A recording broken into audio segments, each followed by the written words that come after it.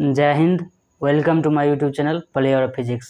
आज हम लोग प्रकाश चैप्टर के मोस्ट इम्पॉर्टेंट क्वेश्चन देखेंगे जो कि एग्जाम में बार बार पूछे जाते हैं। तो चलिए बिना टाइम वेस्ट किए शुरुआत करते हैं। देखिए, कोई भी कंपटीशन एग्जाम का तैयारी दो तरह से किया जाता है। पहला तरीका है पहले थ्योरी पढ़ लिए उसके बाद क्वेश्चन करेंगे। दूसरा तरीका है पहले क्वेश्चन करेंगे उसके बाद थ्योरी। मतलब इसमें क्या होता है कि पहले थ्योरी पूरा डीप में जाकर पढ़ लिया जाता है, उसके बाद क्वेश्चन किया जाता है, तो इसमें तनी ज़्यादा टाइम लगता है।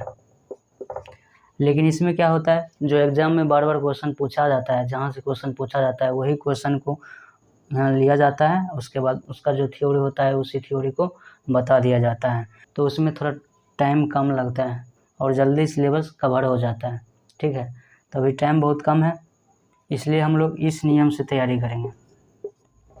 पहले क्वेश्चन देख लेंगे, मतलब किस टाइप से कहाँ से क्वेश्चन पूछता है और बार बार कहाँ से रिपीट करता है क्वेश्चन देखेंगे। उसके बाद उसका थ्योरी क्या है, कॉन्सेप्ट क्या है, क्वेश्चन पर पूरा कॉन्सेप्ट क्लियर करेंगे। ठीक है, चलिए तो पहला क्वेश्चन देखते हैं। आपको तो पहला क्वेश्चन दिख रहा होगा, लेकिन हमको तो यहाँ दिखाई नहीं देता, इसलिए हम मोबाइल पर देख रहे हैं।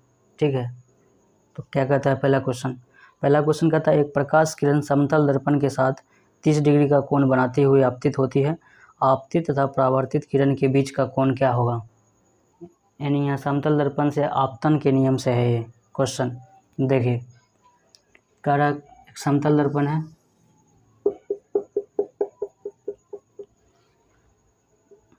एक आपतित किरण है, एक परावर्तित किरण है। ठीक है, एक आपतित किरण है, एक परावर्तित किरण है। कह रहा है समतल दर्पण के साथ 30 डिग्री का कोण बना रहा है। पहले अभिलंब खींच लेते हैं, ये अभिलंब है।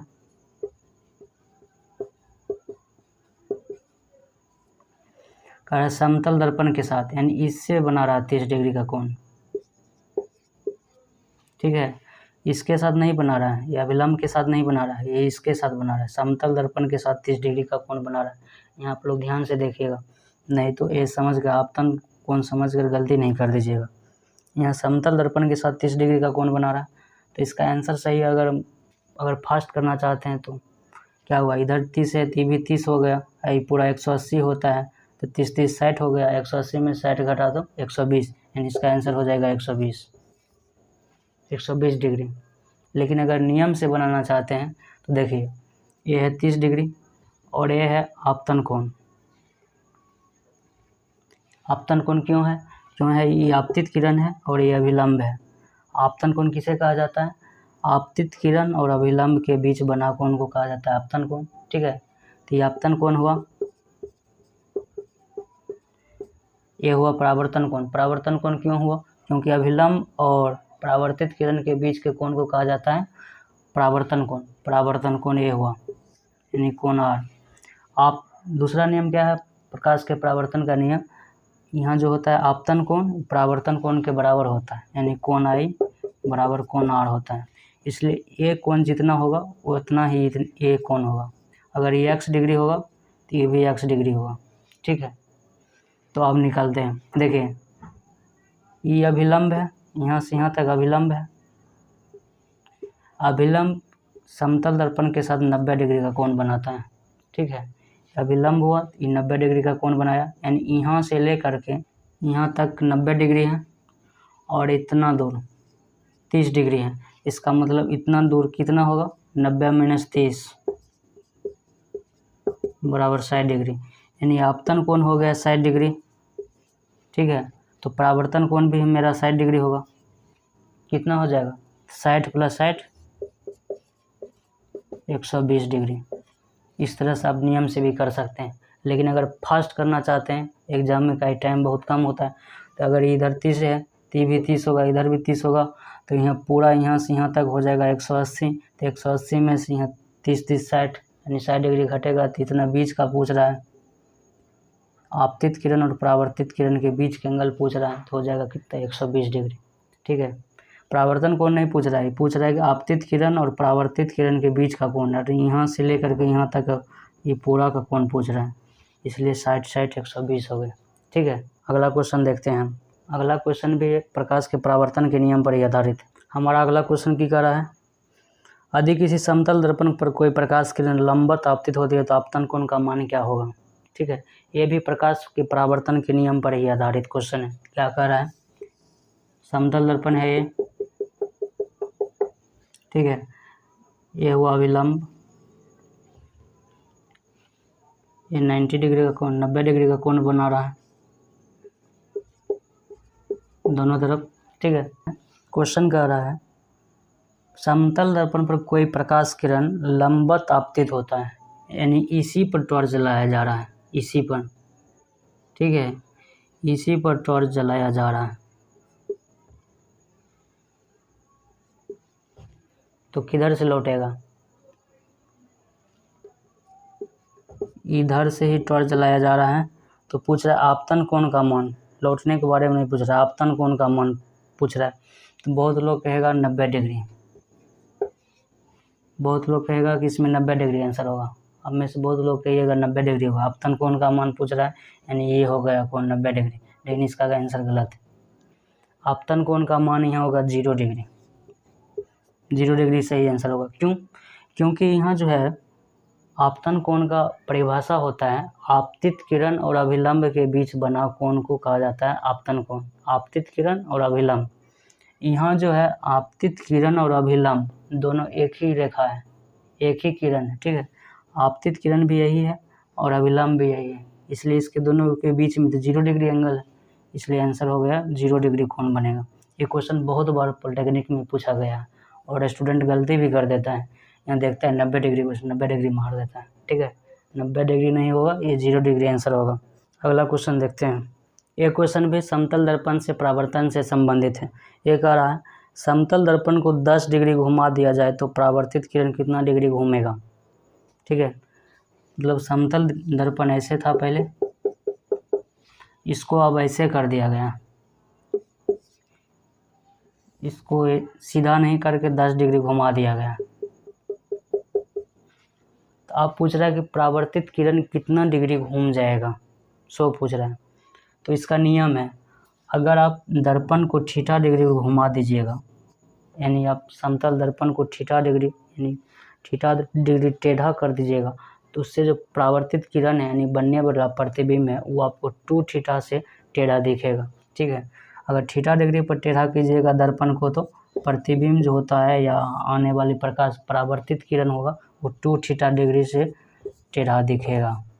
तो यहाँ कह रहा है 10 डिग्री से घुमा दिया गया, तो इसका यहाँ 10 डिग्री से दर्पण को घुमाया गया तो इधर परावर्तित किरण जो होगा 20 डिग्री से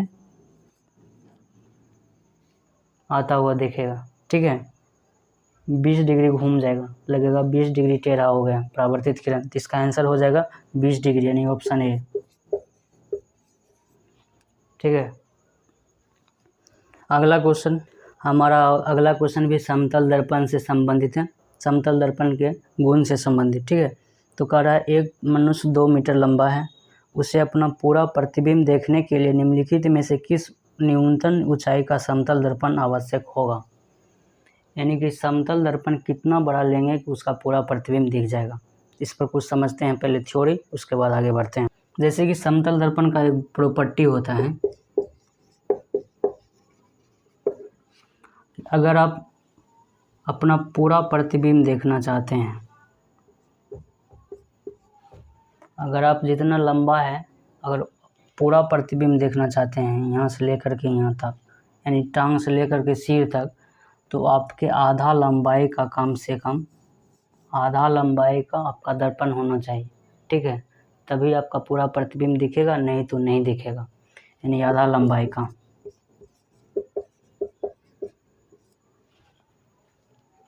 ठीक है, यानी अगर आप 5 फीट के हैं तो आपको 2.5 फीट का आईना चाहिए, तभी आपका पूरा प्रतिबिंब दिखेगा पैर से लेकर के सर तक। अगर आप 6 फीट के हैं तो आपको 3 फीट का लेना पड़ेगा आईना, और उससे कम लीजिएगा, कम से कम 3 फीट का लेना पड़ेगा अगर आप 6 फीट का हैं। अगर उससे कम लीजिएगा तो आपका पूरा प्रतिबिंब एक साथ दिखाई नहीं देगा। ठीक है, अगर आपको पूरा प्रतिबिंब देखना है, अपना पूरा प्रतिबिंब एक साथ देखना है, आईना में खड़ा हो जाइए और पूरा प्रतिबिंब देखना है, तो आपको कम से कम अपने से आधा लंबाई का ज़रूरत पड़ेगा आईना लेने का, यानी कमर तक, कम से कम कमर तक। ठीक है, उससे ज़्यादा ले सकते हैं, उससे ज़्यादा में आपको दिखाई देगा, लेकिन कम से कम उतना लेना पड़ेगा, आधा लंबाई। तो यहाँ कह रहा है 2 फीट का आदमी है, यानी ये आदमी है 2 फीट का, 2 मीटर का लंबा है।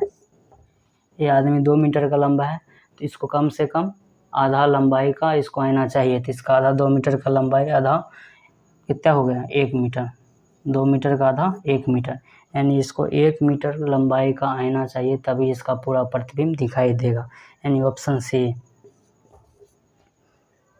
अब अगला क्वेश्चन देखते हैं। कह रहा है क्वेश्चन, एक मनुष्य किसी स्थिर समतल दर्पण की तरफ, देखिए फिजिक्स का क्वेश्चन सॉल्व करने वक्त आपको ध्यान देना है, जो क्वेश्चन में कह रहा है सेम टू सेम उसी तरह आपको पहले फिगर बनाना है। फिगर अगर आपका सही बन गया तो आपका क्वेश्चन निश्चित रूप से सही हो जाएगा। तो जैसे जैसे हमको कह रहा है क्वेश्चन, वैसे वैसे हम फिगर पहले बनाते हैं। कह रहा है एक मनुष्य किसी स्थिर समतल दर्पण की तरफ 20 मीटर प्रति सेकंड के वेग से दौड़ रहा है। ठीक है, ये समतल दर्पण हुआ। ठीक है, ये हुआ आदमी।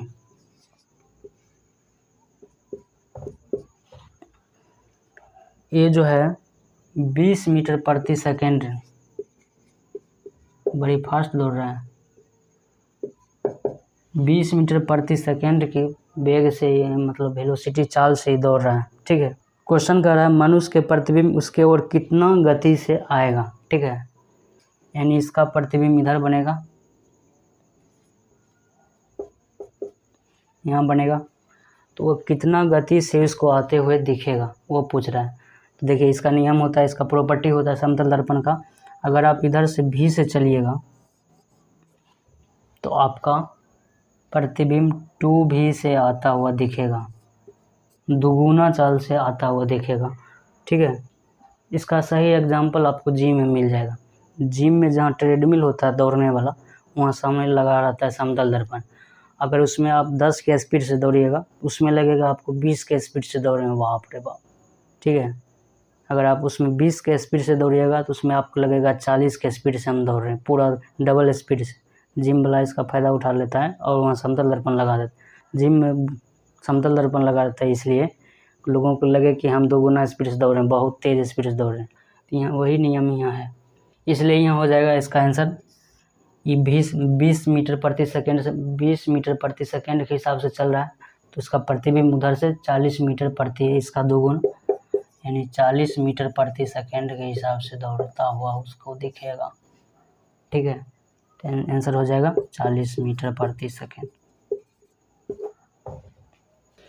अगला क्वेश्चन देखते हैं।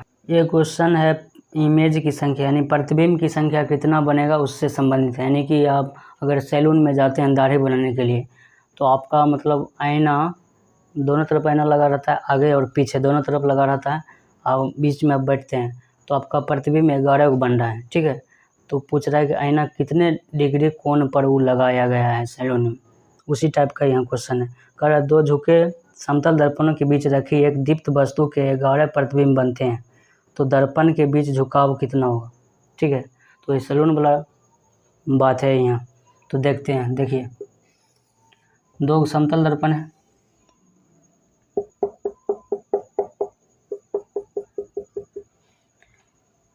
यहाँ कोई वस्तु है, यहाँ कोई वस्तु रखा हुआ है बीच में, इसके बीच में, ठीक बीच में, तो इसका 11 प्रतिबिंब बन रहा है इसमें, ये दोनों आईना में 11 प्रतिबिंब बन रहा है। ठीक है, इसका 11 प्रतिबिंब बन रहा है, तो ये पूछ रहा है कि कितने डिग्री कोण पर ये दोनों झुका हुआ है, इसके बीच का एंगल पूछ रहा है, ये थीटा, इसके बीच का एंगल कितना है। तो इसका फार्मूला होता है 360 डिग्री बटे थीटा -1। ठीक है, तो यहाँ कितना हो गया, प्रतिबिंबों की संख्या बराबर होता है 360 डिग्री बटे थीटा।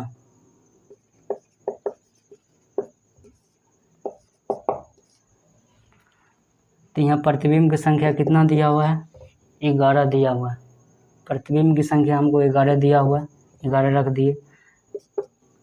ठीक है, 360 डिग्री बटे थीटा -1, एक इधर आ गया तो कितना हो जाएगा 12 बराबर 360 डिग्री बटे थीटा, थीटा इधर और 12 इधर हो गया तो थीटा बराबर हो जाएगा 360 डिग्री बटे 12, यानी 12 तिया 36, यानी 30 डिग्री आंसर। यानी जो दोनों समतल दर्पण है ये 30 डिग्री के एंगल पर झुका हुआ है, ठीक है। यानी आप किसी सैलून में गए और वहाँ बैठे, आपका 11 प्रतिबिंब बन रहा है, इसका मतलब जो सैलून वाला है दोनों आईना को 30 डिग्री के एंगल पर लगा के रखा है। सीधा सीधे नहीं लगा रहता है आईना सैलून में, थोड़ा सा टेढ़ा करके लगाया रहता है कोण पर, ताकि आपको ज़्यादा से ज़्यादा प्रतिबिंब बन सके। किसी के यहाँ 5 बनता है, किसी के यहाँ 7, किसी के यहाँ 9, वो जैसा एडजस्ट करके रखता है उसी हिसाब से बनता है। वही क्वेश्चन यहाँ है, 11 प्रतिबिंब बन रहा था तो पूछ रहा था कोण कितना है, तो निकाल लिए 360 डिग्री बटे थीटा माइनस 1 करके 30 डिग्री आंसर आया इसका, ठीक है। अगला क्वेश्चन देखते हैं। ये क्वेश्चन भी समतल दर्पण से संबंधित है। कह रहा है एक समतल दर्पण के सामने 5 सेंटीमीटर की दूरी पर लड़का खड़ा है, लड़के के 10 सेंटीमीटर पीछे एक व्यक्ति खड़ा है, तो उस व्यक्ति की दूरी लड़के के प्रतिबिंब से क्या होगा, ठीक है। ये बहुत बढ़िया क्वेश्चन है, इसको हम पहले देखते हैं। जैसे जैसे क्वेश्चन कह रहा है वैसे वैसे हम करते हैं। एक समतल दर्पण है, वैसे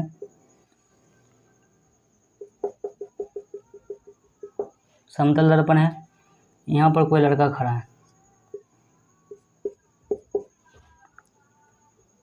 ये समतल दर्पण से 5 सेंटीमीटर की दूरी पर खड़ा है, यानी यहाँ से यहाँ तक की दूरी है 5 सेंटीमीटर। अब कह रहा है लड़के के 10 सेंटीमीटर पीछे, यानी इसके इधर 10 सेंटीमीटर इधर, यानी मान चलिए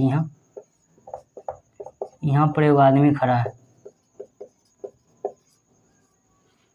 इसके बीच का दूरी कितना है, लड़का से यहाँ तक की दूरी 10 सेंटीमीटर, यानी दर्पण से यहाँ तक की दूरी 5 सेंटीमीटर और यहाँ से यहाँ तक की दूरी 10 सेंटीमीटर। जैसा क्वेश्चन कर रहा है पहले वैसे हम बना लिए। तो अब पूछ रहा है उस व्यक्ति की दूरी लड़के के प्रतिबिंब से कितना होगा। अच्छा, इसका दूरी पूछ रहा है इसके प्रतिबिंब से, तो इसका प्रतिबिंब कहाँ बनेगा, यहाँ बनेगा, इसका फोटो यहाँ बनेगा। कितना दूरी पर बनेगा, 5 सेंटीमीटर पर बनेगा। क्यों बनेगा पहले वो समझते हैं। पहले तो ये समझते हैं, ये पूछ रहा है यहाँ से लेकर के यहाँ तक की दूरी पूछ रहा है। अब समझते हैं कि इसका दूरी 5 सेंटीमीटर पर ही क्यों बनेगा। काहे कि समतल दर्पण का एक नियम है, जितना दूरी पर आप रहिएगा उतने दूरी पर इधर आपका प्रतिबिंब बनेगा, ठीक है। ये समतल दर्पण का नियम है। जैसे आप लोग डेली आईना में देखते होंगे कि आप जितना दूरी पर रहिएगा उतने दूरी पर आपका प्रतिबिंब लगेगा कि उसके अंदर है, ठीक है। मान चलिए ये समतल दर्पण है, यानी आईना है जिसे हम लोग डेली देखते हैं, तो जितना दूरी पर आप इसको देखिएगा उतने दूरी पर आपको लगेगा कि मेरा फ़ोटो उसके अंदर बन रहा है। धीरे धीरे आप पास आइएगा तो आपका फ़ोटो भी धीरे धीरे पास आते जाएगा। उसमें आप नाक सटाइएगा तो आपका फ़ोटो में भी उधर से नाक सटा देगा, उधर से आपका नाक सट जाएगा, ठीक है। तो जितना दूरी पर आप रहिएगा उतने दूरी पर आपका अंदर में प्रतिबिंब बनेगा, ऐसा दिखता है, ठीक है। आभासी प्रतिबिंब बनता है समतल दर्पण के साथ। उसके बाद धीरे धीरे पास आइएगा तो आपका प्रतिबिंब भी पास आते जाएगा, जितना दूर करिएगा उतना दूर होते जाएगा, ठीक है। तो वही यहाँ नियम हुआ, यहाँ 5 सेंटीमीटर पर यह वस्तु रखा हुआ है 5 सेंटीमीटर पर, तो इसका प्रतिबिंब भी 5 सेंटीमीटर पर बन रहा है। आदमी यहाँ है तो इसका प्रतिबिंब यहाँ बनेगा 5 सेंटीमीटर की दूरी पर, ठीक है। अब क्वेश्चन समझते हैं क्या कह रहा है कि यहाँ ये आदमी है, इसका जो प्रतिबिंब है यहाँ से लेकर के यहाँ तक की दूरी कितना है, ये आदमी से लेकर के बचवा के प्रतिबिंब तक की दूरी कितना है ये पूछ रहा है। तो कितना हो जाएगा देख लीजिए, यहाँ तक की दूरी है 10 सेंटीमीटर है, यहाँ तक की दूरी 10 सेंटीमीटर हो गया, ये हुआ 5 सेंटीमीटर, यानी यहाँ से यहाँ तक अभी तक हो गया 10 + 5 15 हो गया इतना दूर दर्पण सीधा। अब 5 सेंटीमीटर तो इधर है, काहे 5 सेंटीमीटर अंदर इसका प्रतिबिंब बन रहा है, 5 सेंटीमीटर ही इधर हो गया 15, इधर हो गया 5, कितना हो गया 15 × 5 = 20 सेंटीमीटर। आंसर सही हो जाएगा 20 सेंटीमीटर, ठीक है। यानी आदमी का दूरी यहाँ से यहाँ तक का दूरी 20 सेंटीमीटर है, आदमी से लेकर के बचवा के प्रतिबिंब तक का दूरी 20 सेंटीमीटर है, ठीक है, समझ गए। अब अगला क्वेश्चन देखते हैं। ये क्वेश्चन भी समतल दर्पण से संबंधित है, इसको देखते हैं क्या कह रहा है। जैसे जैसे क्वेश्चन कह रहा है वैसे वैसे पहले लिखते हैं। कह रहा है एक मनुष्य समतल दर्पण के समक्ष खड़ा है, यानी समतल दर्पण के सामने खड़ा है। यहाँ पर समतल दर्पण है। देखिए सब क्वेश्चन अलग अलग वेराइटी का, एक टाइप का क्वेश्चन नहीं है। जो क्वेश्चन रिपीट करता है बार बार, जिस तरह का क्वेश्चन पूछता है वही क्वेश्चन हम उठाए हैं। सब क्वेश्चन बैंक से छांटा हुआ क्वेश्चन, रिसर्च किया हुआ क्वेश्चन, ठीक है। देखिए ये समतल दर्पण है, इसके सामने एक आदमी खड़ा है। जैसा क्वेश्चन कहता है वैसे वैसे हम लिख लेते हैं, फिजिक्स का ही नियम। जैसा कह रहा है वैसे पहले लिखिए, उसके बाद क्या कहता है समझिए। एक आदमी खड़ा है, की कह रहा है मनुष्य का प्रतिबिंब मनुष्य से 6 मीटर की दूरी पर बनता है। पहले तो इसका फोटो यहाँ बनेगा, फोटो बनाते हैं, इसका फोटो वहाँ बनेगा, ठीक है। कह रहा है मनुष्य का प्रतिबिंब, मनुष्य का जो प्रतिबिंब है मनुष्य से 6 मीटर का दूरी पर बन रहा है। यानी यहाँ से लेकर के यहाँ तक की दूरी कितने हैं, 6 मीटर। यहाँ से यहाँ तक की दूरी कितना है, 6 मीटर। अभी तुरंत जस्ट हम पढ़ें कि जितना दूर पर हम रहेंगे उतने दूर पर मेरा प्रतिबिंब बनेगा। जितना दूर पर हम दर्पण से रहेंगे उतने दूर पर मेरा प्रतिबिंब बनेगा। यानी टोटल क्या होगा, 6 मीटर है तो इसका आधा हुआ 3 मीटर, यानी ये 3 मीटर पर है तो इधर भी 3 मीटर पर प्रतिबिंब बन रहा है। 3 मीटर इधर है, 3 मीटर इधर है, यानी कितना है, मनुष्य की दर्पण से दूरी कितना होगी, यानी मनुष्य की दर्पण से दूरी 3 मीटर होगी। 3 मीटर आंसर हो जाएगा, ऑप्शन नंबर बी, ठीक है। अगला क्वेश्चन देखते हैं। ये क्वेश्चन प्रतिबिंब की संख्या से संबंधित है, इसको देखते हैं। कह रहा है 72 डिग्री के कोण पर झुके हुए दो समतल दर्पण से बने हुए प्रतिबिंबों की संख्या कितना होगा, से पूछ रहा है। प्रतिबिंबों की संख्या पूछ रहा है, यानी पहले दो दर्पण बना लेते हैं, समतल दर्पण बना लिए, ठीक है। कह रहा है ये 72 डिग्री पर है, यानी इसके बीच 72 डिग्री है। तो इसका बीच कोई वस्तु हम रखेंगे तो इसका क्या फोटो बनेगा, से पूछ रहा है। यानी कि आप ये समझिए, आप सैलून गए, आपको जो होता है सैलून वाला ठाकुर आपको बता दिया कि समतल दर्पण एक लगा हुआ है आगे, एक पीछे लगा हुआ है, ये दोनों 72 डिग्री पर हैं, बीच में आप बैठे हैं, तो आपको कितना फ़ोटो बनेगा, सो पूछ रहा है। वही निकालना है। कैसे निकलेगा, इसका एक फार्मूला आता है, देखते हैं कैसे निकलता है, ठीक है। इसका एक फार्मूला आता है प्रतिबिंबों की संख्या निकालने के लिए, 360 डिग्री बटे थीटा, ठीक है। बस आप एक ही फार्मूला याद रखिएगा, इसी पर काम चल जाएगा। बहुत लोग इसी में याद रखिएगा, लगता है एन सम संख्या है, एन क्या है, उसमें एक घटाना है, 2 घटाना है, क्या घटाना है, नहीं घटाना। ये फार्मूला याद रखिए, उसके बाद आगे बढ़ते हैं। अगर इधर सम संख्या आ गया, बराबर में सम संख्या आ गया तो उसको 1 घटा दीजिएगा, ठीक है। मान के चलिए कि 360 डिग्री बटे थीटा निकाले और इधर आ गया 6, आंसर आ गया 6। 6 में से 1 घटा दीजिएगा, यानी 5 इमेज बनेगा। यानी हमेशा आंसर आना चाहिए आपका विषम संख्या में। अगर सम संख्या में आ गया तो उसमें 1 घटा का विषम बना दीजिए। मान के चलिए आ गया आंसर 10, 10 में से 1 घटा दीजिएगा, 9 हो जाएगा। 2 फार्मूला याद नहीं रखना है हमको एक फार्मूला याद रखना है, 360 डिग्री बटे थीटा। और इसी का मान अगर सम संख्या में आ गया, सम संख्या मतलब जिसमें 2 से भाग लग जाए, जैसे 2, 4, 6, 8, 10, 12, 16 ये वाला, अगर इस टाइप का संख्या आ जाता है, सम संख्या आ जाता है, तो उसको 1 घटा दीजिएगा उसमें से, बस वही आंसर हो जाएगा। जैसे आज गया 10 तो उसमें 1 घटा दीजिएगा, आंसर हो जाएगा 9। मान चलिए 16 आंसर आ गया, 16 आ गया, 360 डिग्री बटे थीटा बराबर 16 आ गया, तो उसमें 1 घटा दीजिएगा, 15 आंसर हो जाएगा, ठीक है। तो यहाँ आप देखते हैं यहाँ क्या कह रहा है, यहाँ कह रहा है कि 72 डिग्री पर झुका हुआ है, तो इसका आंसर कितना हो जाएगा, 360 डिग्री बटे 72, काटते हैं, 36 10 से 360, 36 दूनी 72, 2 5 10, यानी 5। देखिए विषम संख्या, यानी आंसर यही हो जाएगा विषम संख्या, यानी इसका आंसर हो जाएगा 5। 5 को फोटो बनेगा, ठीक है। अगर यही 6 आता, अगर यहाँ आंसर 6 आता तो 6 में से 1 घटा देते हैं तब 5 आंसर आता। अगर यहाँ 8 आता तो 8 में से 1 घटा देते, ठीक है। इसी तरह आप निकालिएगा। यानी 5 गो फोटो बनेगा। आप यानी आप सैलून में जाइएगा, अगर आपका आईना जो है 72 डिग्री एंगल पर है तो आपका 5 गो फोटो बनेगा आईना में दोनों तरफ मिला के, ठीक है। आंसर हो जाएगा 5। अगला क्वेश्चन देखते हैं। ये क्वेश्चन पार्श्व परिवर्तन से संबंधित है। पहले समझते हैं पार्श्व परिवर्तन होता क्या है। आप समतल दर्पण में डेली अपना मुंह देखते होंगे, आप आईना में डेली अपना मुंह देखते होंगे। आप दाहिना कान पकड़ते होंगे तो उधर से बायां कान पकड़ा जाता है। अगर आप बायां कान पकड़ते होंगे तो दाहिना कान पकड़ा जाता होगा। इसी को कहा जाता है पार्श्व परिवर्तन। यानी कि दर्पण में आपका दाहिना कान बायां देखेगा, बायां कान दाहिना देखेगा। इसको कहा जाता है पार्श्व परिवर्तन। ये समतल दर्पण में होता है। आप ध्यान से देखिएगा, नोटिस कीजिएगा। अब दाहिना कान पकड़िएगा तो उसमें बायां कान पकड़ाएगा, ठीक है। अगर बायां कान पकड़िएगा तो दायां कान पकड़ाएगा। दाहिना हाथ उठाइएगा तो उधर बायां हाथ दिखाई देगा, ठीक है। अगर इधर बायां हाथ उठाइएगा तो उधर दाहिना हाथ, यानी उल्टा दिखाई देता है। इसी को कहा जाता है पार्श्व परिवर्तन। तो क्वेश्चन क्या कहता है वो आप समझते हैं, ठीक है।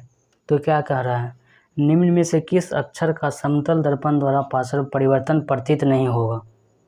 यानी कह रहा है ये जो 4 गो अक्षर दिया है BFGM, ये 4 गो अक्षर दिया है, इसका मतलब पार्श्व परिवर्तन दिखाई नहीं देगा। ऐसा कौन सा अक्षर है। देखिए B का तो दिखाई देगा, B का नाम देखिएगा तो B उल्टा बनेगा, B उल्टा बन जाएगा, ठीक है। B का दिखाई देगा, F का भी दिखाई देगा, F भी उल्टा दिखाई देगा, F का भी उल्टा पार्श्व परिवर्तन हो जाएगा। G भी उल्टा हो जाएगा, G का भी इधर से उधर हो जाएगा कौन, ठीक है। लेकिन M का नहीं होगा, M जैसा है वैसा ही दिखाई देगा M, उसमें भी इसका इधर से उधर कुछ नहीं होगा, ठीक है। इसका कौन इधर उधर नहीं होगा, कहीं उसका दोनों कौन एक ही रकम है भाई, कैसे दोनों तरफ एक ही रकम है, लेकिन इधर नहीं होगा, इधर उल्टा दिखाई देगा। G का उल्टा है, F का उल्टा, इधर ऐसे हो जाएगा, ठीक है। तो आंसर इसका हो जाएगा डी नंबर M। समझ गए पार्श्व परिवर्तन क्या होता है, समझ गए, ठीक है। अब अगला क्वेश्चन देखते हैं क्या है। ये क्वेश्चन कह रहा है निम्नलिखित में प्रदीप्त वस्तु क्या है। प्रदीप्त वस्तु मतलब, प्रदीप्त मतलब क्या होता है। प्रदीप्त मतलब होता है जिसके पास खुद का अपना प्रकाश हो, जिसे खुद अपना प्रकाश इंजोरिया करे, इंजोर जिससे निकले, ठीक है। तो इसका सही आंसर हो जाएगा तारे।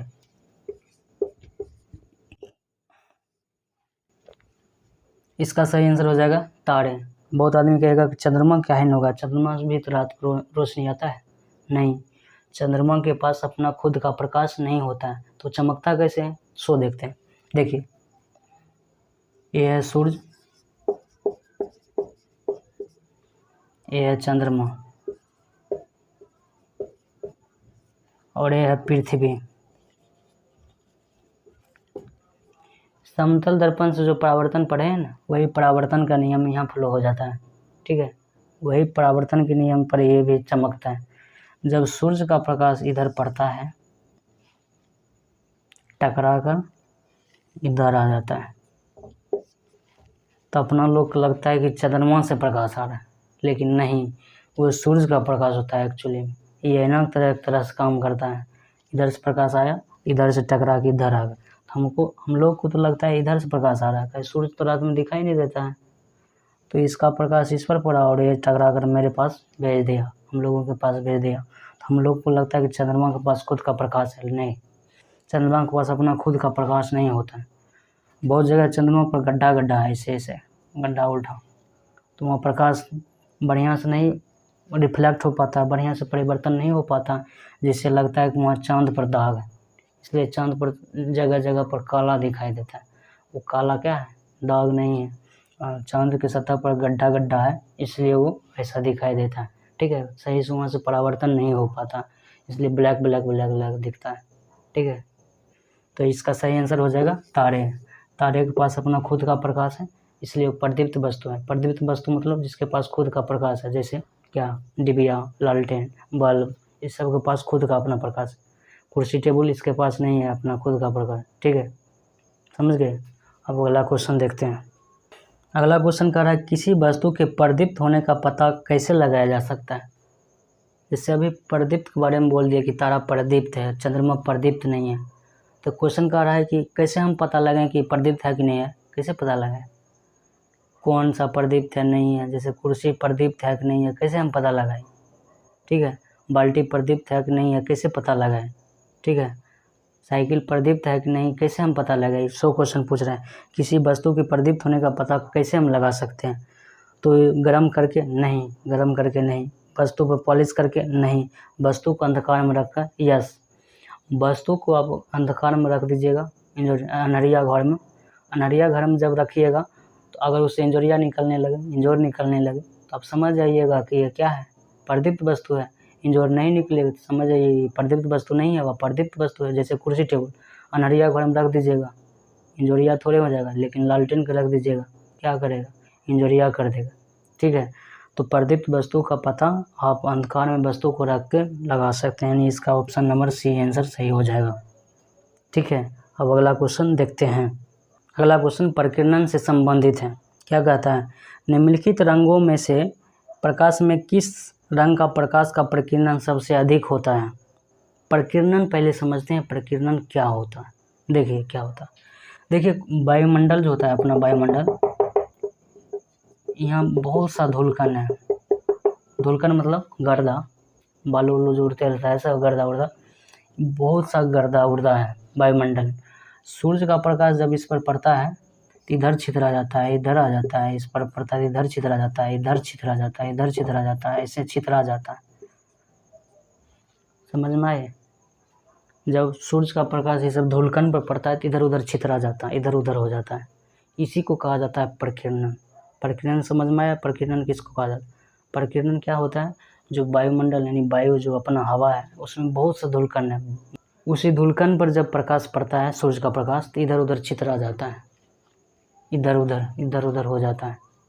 समझ में आया, उसी को कहा जाता है प्रकाश का प्रकीर्णन, ठीक है। ये प्रकाश के सीधा होना चाहिए लेकिन थनी सा इन्ने हो गया, ठीक है। इसी को कहा जाता है प्रकाश का प्रकीर्णन। तो क्या कहता है, निम्नलिखित रंगों में से किस रंग का प्रकाश का प्रकीर्णन सबसे अधिक होता है। देखिए प्रकाश जो आता है, श्वेत प्रकाश आता है। श्वेत प्रकाश में कितना 7 रंगों का मिश्रण होता है, ठीक है। उजला जो प्रकाश होता है उसमें 7 रंगों का मिश्रण होता है, बैजानी या पिनाला, इसका फार्मूला जो है। तो कह रहा है प्रकाश का प्रकीर्णन सबसे अधिक किसका होगा। देखिए लाल रंग का जो तरंगदैर्घ्य होता है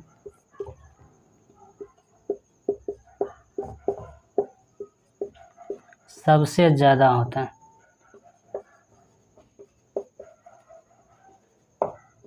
और बैगनी रंग का सबसे कम, ठीक है। अब समझते हैं तरंगदैर्घ्य क्या होता है, ठीक है। तरंगदैर्घ्य सबसे ज़्यादा है, इधर आया लाइट ऐसे आया, इसको चीरते फाड़ते निकल जाएगा, ये नहीं टेरेगा, इसका प्रकीर्णन नहीं होगा, इधर उधर छितराएगा नहीं। लेकिन इसका बैगनी का जो है तरंगदैर्घ्य सबसे कम है, इसका क्या होगा, धूलकण पर पड़ेगा ऐसे ये छितरा जाएगा, ऐसे हो जाएगा, ठीक है। इसमें पावर नहीं है, ये छितरा जाएगा, ऐसे हो जाएगा। समझ में आया, का इसका तरंगदैर्घ्य सबसे कम है, इसका तरंगदैर्घ्य सबसे ज़्यादा है। ये इस पर पड़ेगा भी तो इसको नहीं टेरेगा, ऐसे करके निकल जाएगा, ठीक है, ये नहीं छितराएगा। इसलिए लाल रंग का प्रकीर्णन सबसे कम होता है और बैगनी रंग का प्रकीर्णन सबसे ज़्यादा। क्यों, क्योंकि तरंगदैर्घ्य इसका सबसे कम होता है। समझ में आया, इसलिए इसका रास्ता में जो भी कानून आता है इसको ज़्यादा से ज़्यादा प्रकीर्णित कर देता है, क्योंकि इसका तरंगदैर्घ्य सबसे कम होता है। इसलिए इसका प्रयोग नहीं किया जाता है कहाँ, सिग्नल में। सिग्नल में इसका प्रयोग कर देगा, पता चलेगा ड्राइवर को दिखबे नहीं करेगा, जब सिग्नल में सटेगा तब दिखाई देगा, कहेगा वाह लाल है हरा है। लेकिन लाल रंग का प्रयोग खतरों की निशानी और सिग्नल में इसलिए किया जाता है क्या है कि इसका तरंगदैर्घ्य सबसे ज़्यादा है, दूर से ही दिख जाता है, ठीक है। ये प्रकीर्णित नहीं होता, इधर उधर छितराता नहीं है, बस फोकस दूर तक जाता है। समझ में आ गया, ठीक है। लाल रंग का प्रयोग इसलिए सिग्नल में किया जाता है। ये क्वेश्चन भी एक बार पूछ दिया था पॉलिटेक्निक में, लाल रंग का प्रयोग क्यों किया जाता है, क्योंकि इसका तरंगदैर्घ्य सबसे ज़्यादा है, यानी अपना आंसर हो जाएगा सबसे ज़्यादा प्रकीर्णन किसका होगा, बैगनी का, ठीक है। अब अगला क्वेश्चन देखते हैं। ये क्वेश्चन भी प्रकीर्णन से संबंधित है। क्या करा है, कांच पारदर्शी है परंतु कांच का चूरा यानी कांच का फूटा हुआ अपारदर्शी है, क्यों, सो पूछ रहा है। कांच पारदर्शी है, पारदर्शी मतलब क्या हुआ, जिससे प्रकाश आर पार हो जाए, समझ में आया। जैसे कांच हो गया, ठीक है, प्लास्टिक का उजल का बोतल हो गया, जिससे आर पार हो जाता है, प्रकाश इधर से उधर दिखाई देता है, ठीक है। जिससे आर पार दिखाई नहीं देता है उसको अपारदर्शी कहा जाता है। और जिससे थोड़ा थोड़ा दिखाई देता है, जैसे क्या, जैसे तेल लगा कागज़, तेल लगा कागज़ से अगर आप टॉर्च जलाइएगा तो हल्का हल्का प्रकाश इधर से उधर होगा। आपका स्किन पर भी प्रकाश जलाइएगा तो हल्का हल्का प्रकाश इधर से उधर होगा लाल रंग का, ठीक है। तो क्या कर रहा है, कांच पारदर्शी है परंतु कांच का चूरा अपारदर्शी है, क्यों। देखिए कांच जब होता है पूरा सौंसा तब तो ये पारदर्शी है, इसका प्रकाश इधर से उधर हो जाता है, इसमें तो कोई दिक्कत नहीं है। लेकिन जब ये फूट जाता है, बिंदा बिंदा छोटा छोटा टुकड़ा हो जाता है, बहुत छोटा छोटा टुकड़ा, तो ये वो अपारदर्शी की तरह काम करता है, इससे प्रकाश इधर से उधर नहीं होगा, ठीक है। इसको एक तरह ऐसे रख दीजिएगा, प्रकाश जलाइएगा तो इधर से उधर नहीं होगा, बहुत कम रेयर केस होगा। तो क्यों होता है सो पूछ रहा है। जब इस पर प्रकाश पड़ता है तो ये प्रकर्णित कर देता है, इधर उधर छितरा देता है। इस पर ऐसे पड़ा, छितरा दिया, ऐसे किया, ऐसे छितरा दी, यानी प्रकीर्णित कर देता है, प्रकाश को छितरा देता है, इसी कारण ये अपारदर्शी है। तो इसका सही आंसर हो जाएगा, चूरे पर पड़ने वाले प्रकाश का प्रकीर्णन हो जाता है, यानी ऑप्शन ए सही आंसर हो जाएगा। इसका सही आंसर हो जाएगा ए, क्यों, क्योंकि इसका प्रकीर्णन हो जाता है, लाइट को इधर उधर छितरा देता है, ठीक है, इसलिए यह अपारदर्शी की तरह काम करने लगता है, फूटा हुआ कांच, टूटा फूटा ननका, ठीक है। अब अगला क्वेश्चन देखते हैं। अगला क्वेश्चन भी प्रकीर्णन से संबंधित है। कह रहा है सूर्य का प्रकाश कमरे में नहीं पहुंचता है, फिर कमरे में अंधेरा क्यों नहीं रहता है। सही बात है, बात तो सही है। सूर्य का प्रकाश तो अपना घर में डायरेक्ट आता नहीं है, फिर भी दिन में कमरा में यानी रूम में तो अंधेरा नहीं रहता है, रूम में तो इंजोरा रहता है, ऐसा क्यों होता है, दिमाग लगाना पड़ेगा। देखिए होता क्या है, सूर्य का प्रकाश ऐसे आ रहा है, ऐसे आ रहा है, बीच में बहुत सा धूलकण है, धूलकण धूलकण धूलकण, गर्दा ही गर्दा। जब इस पर पड़ता है गर्दा पर, क्या करता है, इधर थोड़ा सा छितरा जाता है लाइट, जिसको हम क्या कहते हैं, प्रकीर्णन कहते हैं। छितरा जाता है। इसी रास्ता में अपना घर रहता है, घर का खिड़की रहता है, ऐसे करके खिड़की इधर निकल जाता है, ठीक है। तो क्या क्यों होता है ऐसा तो ऐसा क्यों होता है, घर में अंधेरा क्यों नहीं रहता है, क्योंकि प्रकाश का प्रकीर्णन हो जाता है, सूर्य का प्रकाश का प्रकीर्णन थोड़ा बहुत होते रहता है, इसके कारण घर में इंजोरिया होते रहता है, ठीक है। कहीं सूर्य का प्रकाश तो डायरेक्ट आता नहीं है, तो प्रकीर्णन के कारण आता है रूम में प्रकाश, ठीक है। तो इसका सही आंसर हो जाएगा प्रकीर्णन के कारण, ऑप्शन ए, प्रकाश का प्रकीर्णन। प्रकीर्णन मतलब क्या, धूलकण पर पड़ के लाइट का छितरा जाना, प्रकाश का छितरा जाना, उसी को कहा जाता है प्रकाश का प्रकीर्णन, ठीक है। ये सभी क्वेश्चन का PDF मेरे टेलीग्राम चैनल पर भी मिल जाएगा, और जितना भी इम्पोर्टेंट क्वेश्चन है वो सभी टेलीग्राम चैनल पर मिल जाएगा, ठीक है, सब PDF। तो आप लोग वहाँ से जाकर डाउनलोड कर सकते हैं। अगर इस सभी क्वेश्चन में मतलब किसी प्रकार का प्रॉब्लम है, या आपके पास कोई भी क्वेश्चन है उसमें प्रॉब्लम है प्रकाश से संबंधित, अभी तो प्रकाश की है, उसके बाद आगे चैप्टर भी करेंगे, सब करेंगे। तो अगर उसमें कोई भी प्रकार का प्रॉब्लम है तो आप कमेंट कर सकते हैं, या टेलीग्राम पर जुड़ के टेलीग्राम पर भेज सकते हैं, हम सॉल्व करने की कोशिश करेंगे, ठीक है। उम्मीद करता हूँ कि आप लोगों के लिए वीडियो हेल्पफुल रहा होगा। आज का सेवा यहीं समाप्त होता है, मिलते हैं किसी नेक्स्ट वीडियो में किसी नए टॉपिक के साथ, तब तक के लिए जय हिंद।